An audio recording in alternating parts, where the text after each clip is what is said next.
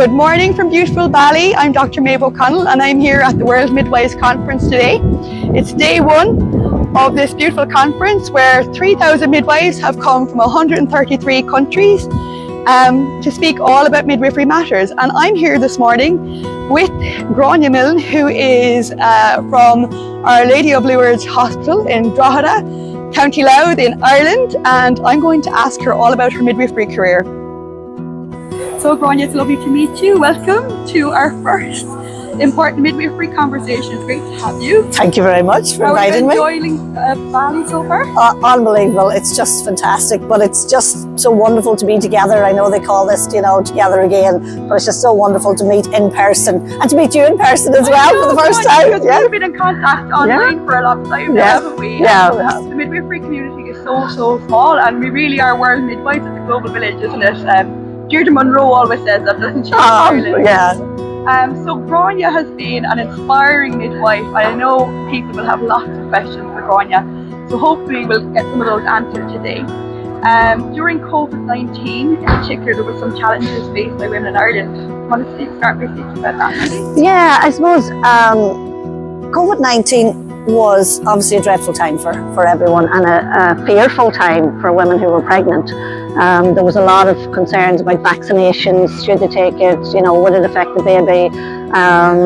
Women didn't want to stay in hospital because they were separated from their partners. They didn't want to, didn't want to be there on their own. Like, this is such an exciting time in their lives to have a baby, but yet their partner wasn't going to be there with them for the labour at that initial time. Also, they weren't allowed to visit, so they were very much on their own. So a lot of the women didn't want to stay in hospital. So in actual fact, having spoken to a lot of the women and actually carried out a survey, what they wanted was to be able to go home early, but obviously not on their own after having their baby. So during COVID, we actually set up a whole new early transfer home service in Our Lady of Lourdes Hospital in Drogheda to allow our midwives to be able to go out to the homes of these women, which was difficult because they were going to be in PPE as well. They didn't know what they would find when they went into the house. Were the women going to be infected? Were they going to get an infection from them? But I suppose the midwives were absolutely fantastic, and they worked with the women in setting up this service.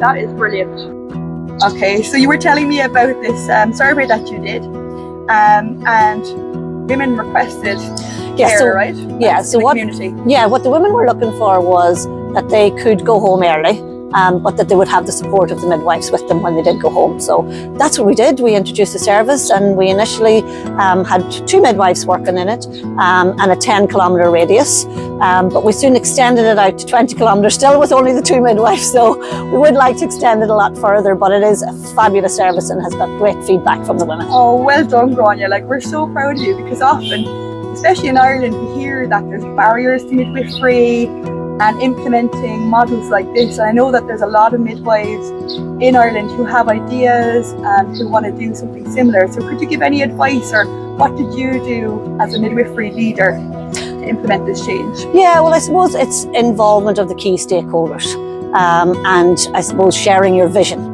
and including the women, including the women in the response to the request. So I suppose what we did was we initially set up a small working group. That would be my advice. Get the key people in, obviously get your consumers, as I said, the women, and get their view on what's happening. Have your consultants involved as well, because at the end of the day, we work together as a team. So midwifery, of course, I'm passionate about midwifery, but we can't work in isolation, as we all know, and that's what we're hearing here today as well. We support midwifery services, and as Director of Midwifery, I support my midwives, but we also work in conjunction with our clinical leads, our obstetric clinical leads, and our clinical director, because these women, so we're blessed in Our Lady of Lourdes Hospital to have one of only 2 midwifery-led units in the whole of Ireland, and so we have midwifery-led care and consultant-led care, and our women, so when our women book to the service, they're streamlined immediately into our midwifery-led services, unless they have a reason why they don't want to go, or unless they have a medical reason. So then what happens then is those women who choose consultant-led services but are eligible for midwifery-led care can also go home early with our early transfer home scheme. And that's important, right? Because this is the remit of the midwife. The whole role of the midwife is care of normal pregnancy, low risk normal pregnancy, right? So when everything is normal, when there's no problems, that's when midwifery care is appropriate. And Absolutely. then we refer on. So that's really, really important. Yeah. And it should be the norm in Ireland, right? Yes, absolutely. And ourselves and Cavan, as I say, are the two now. In fairness, I suppose, with the National Maternity Strategy, there's a lot of the services that the National Women Infant Health Programme have put in to allow for, you know, not so much the midwifery-led units, but home-from-home services within the consultant-led services within the maternity units here. But just, I suppose, to go back to the early transfer home, we're very lucky with the work we do with our consultants, because in actual fact, not just our low-risk women are being allowed home for the midwives to care for them in their homes, but also if you've had a cesarean section, you can go home with the early transfer home, and also if you've had an instrumental delivery as well. So that's why we needed our consultants on board to say, look, you know, these women are well, we can care for them, you know, they're going home early, but we can care for them with our expert midwives in their home. So it's working really well. That is brilliant to hear. You're just doing amazing work, and I know there's so many midwives in Ireland who look to you for inspiration, and you're really a strong midwifery leader and a passionate midwifery leader as well. We can tell that. Now, I was really excited to hear about water birth, and I know lots of people, when they see your name and that I'm going to be interviewing you today, will want me to ask you about water birth. So please tell us about your innovations. Okay, so it's something that I've always wanted to reintroduce. So Drogheda did have water births in the past, and I think it's about maybe between 15 and 17 years since we had one. But I suppose times are changing. And we want to go back to what women want. And for me, I suppose it's what women want. And it's about choice. So I was lucky enough, again, during COVID, to be able to get a new post in, a new Assistant Director of Midwifery post into the hospital, into the maternity unit. And Christine Maeve is this lady's name. And she was our project lead for the reintroduction of the water birth. So she did a huge amount of work with the CUM, getting guidelines from the CUM, getting guidelines from Wexford, looking at all international, national guidelines. We've set up a cross-border working group with the Royal Jubilee in Belfast, and they are helping us with placements.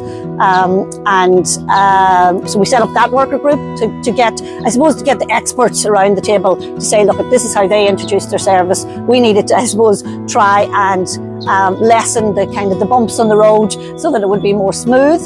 We had a fabulous consultant lead, Dr. Rosemary Harkin, who came on our group as well. We had stakeholder involvement, we had infection control, we had clinical engineering, we had anybody, because I suppose we have to maintain our water pools, our temperature in the pools, everything. So we did all that background work around how we would do this. Now, we were lucky because having the MLU, we were already doing water immersion, but the women had to get out of the pool for birth. So we did labour water immersion, but then, as I say, for the birth, they had to come out. But now we got, with all that great stakeholder engagement, we managed to get the guidelines across the line about 2 weeks ago, and are delighted to say we've already had 2 water births, one in our consultant-led unit and one in our midwifery-led unit. Because one of the things that came up during the conversations was, yes, we have our low-risk women in the MLU, and I've mentioned this around the early transfer home as well, that women who are low risk still choose to go to the consultant-led unit, and that's absolutely perfect. But they're low risk as well. So one of our births was in the midwifery-led unit and one of our births was in the consultant-led unit. So congratulations to both of them, and the staff are delighted. One happened while I was out here, but I got all the messages back because the excitement is great. Yeah, that's we're delighted. Amazing. Congratulations to all the staff there in Our Lady of Lourdes. We're very excited to hear that, because once you see a water birth, right, there's just nothing like it. Can you talk about the benefits of water birth, and why would a woman choose to have water birth? I suppose it's a natural thing. I mean, it's water. I suppose when we have pains, even when we have period pains, you know, you go into the bath, you know, to ease, to relax, or whatever. So that water helps as a form of natural analgesic. Also, I suppose the baby is there. The baby's already in water, so it's a natural kind of flow from birth coming out into the world. It's such a relaxing experience for the women. It's empowering for the women and their partners, and it's just, I suppose, it's just natural. It's magical, isn't it? It's so beautiful. Yeah. And the women have this buoyancy, don't they? When they're in the water, they're able to move. We talk about upright and active birth, and I find that they're able to adopt the position that they want to more easily. They're able to just like almost glide into their positions, turn over, get on their knees. Yeah, and they're just much more comfortable, really, overall, aren't they? They're just more comfortable.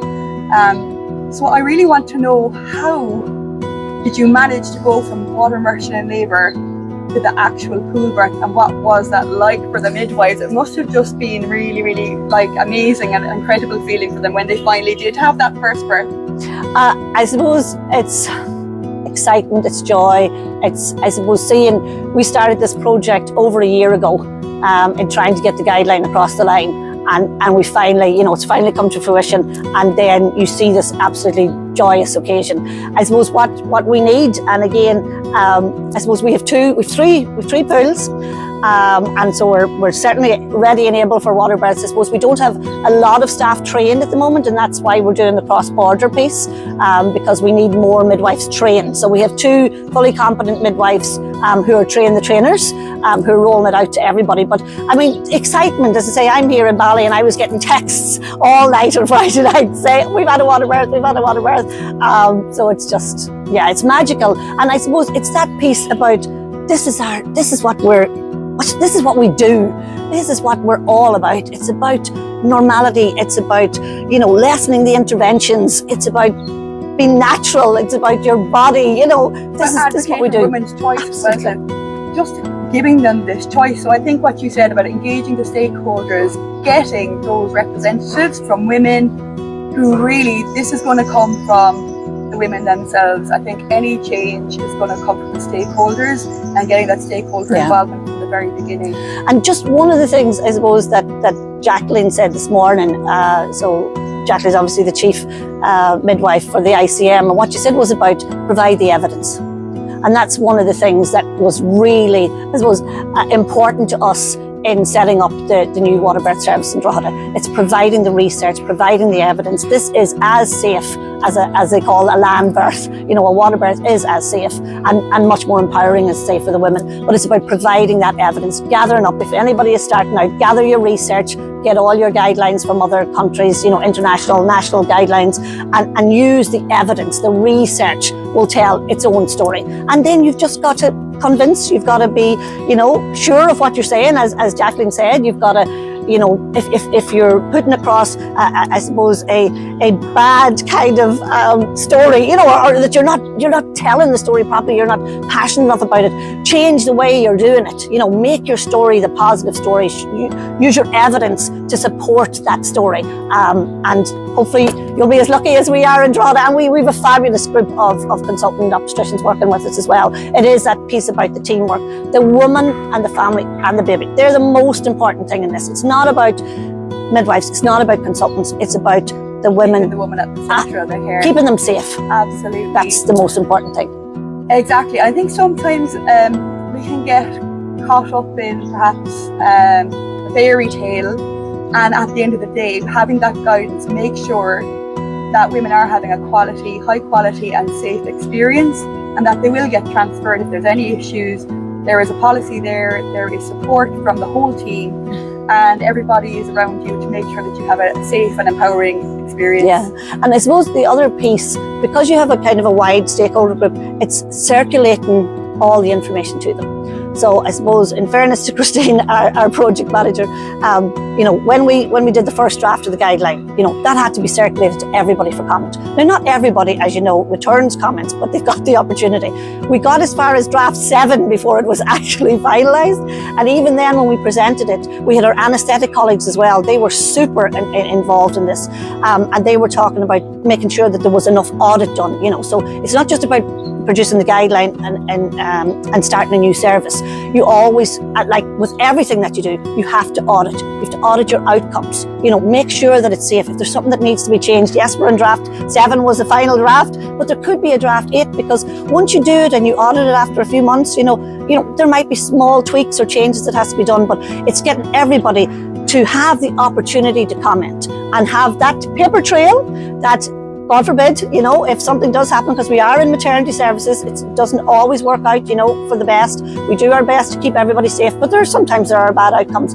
But then it's not to jump on the back, you know, to say, oh, we've got to stop the service because something happened. Yeah. If you have robust guidelines that are supported by the leads in the service and all your stakeholders, then it's the evidence. You stick to that. Well, Grainne, I'm feeling very inspired. I'm feeling motivated. Thank you so much for sharing your experience. I guess we're going to finish up this interview by asking you about the ICM and your experience so far. We're only on day one, but we've seen a good few speakers so far. So do you have any inspirational thoughts following all the plenary sessions that we've seen? We had a lovely young midwifery leader yesterday speak. We saw Jacqueline Dunkley-Bent this morning, and we saw Franca Caddy yesterday. What's your thoughts so far? What will you leave today's audience with, your inspirational thoughts on midwifery? Everything. I mean, it's so hard to pick one. But I suppose yesterday when Franca talked about the pinard and the importance of the pinard and the history of the pinard and the connection that you make with that woman when you use the pinard, I mean, that was inspiring yesterday. Today, and if anybody knows me, my plan is definitely not for me, but anyway, the plan for the country would be a chief midwifery officer in the Department of Health.